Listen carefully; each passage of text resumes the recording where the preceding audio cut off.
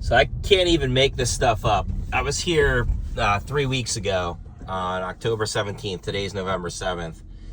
Doing kind of like a case study on this HOA that I saw them paving. And what caught my attention was the fact that, as you can see there, where they were edge milling, which you don't see, especially on a property like this where there's alligator cracking all over the place.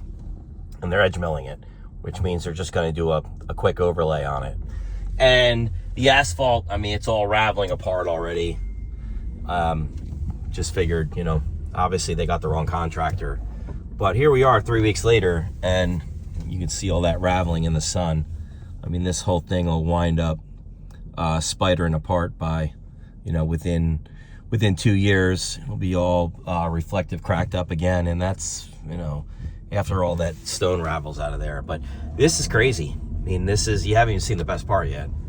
So they've got, manhole risers and clean out box risers in there. So you got a tripping hazard right there. It's 1.5 inches high.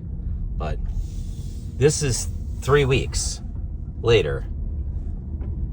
And everything is the way it was when I was here the one Friday. It's the typical situation you see with these companies that operate like this. They use the property as a dumping ground, and they stage out of here. So here's seal coating equipment, and they just stage out of here because they don't have most of the time they don't have a permanent location where they keep their equipment. So they just go from job to job like this.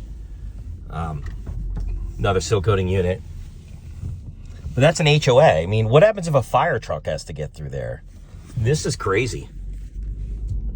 This is absolutely insane. And again, I don't know if they have a management company. I don't know what the situation is. If it's self-managed, I don't know what the situation is.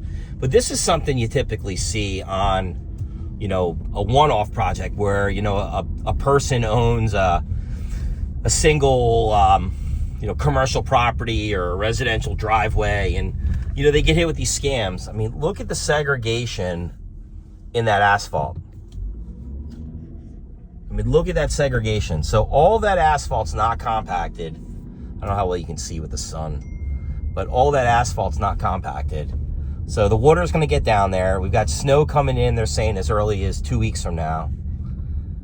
The company's got, truck parked here, no name on it. And everything that I've seen here that's been paved already, there's a tripping hazard at all these transitions where they're going into the parking stalls. I mean, I don't know why you would pull a cold seam like that. You should be able to do this one pass. You don't want to pull a cold seam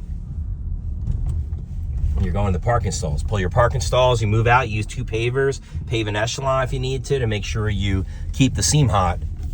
This is all segregated. I mean, this is crazy. This is absolutely insane for an HOA property. This is something you would see on a bowling alley or, a strip mall that, is owned by a couple investors and they get taken by a fly-by-night paving contractor that's got a silver tongue.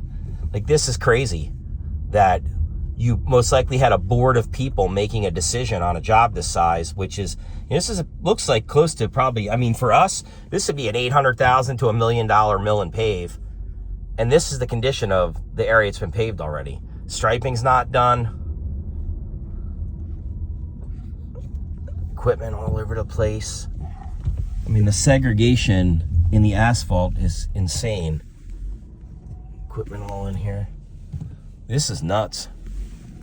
But hopefully they get this figured out. Hopefully they got good legal counsel.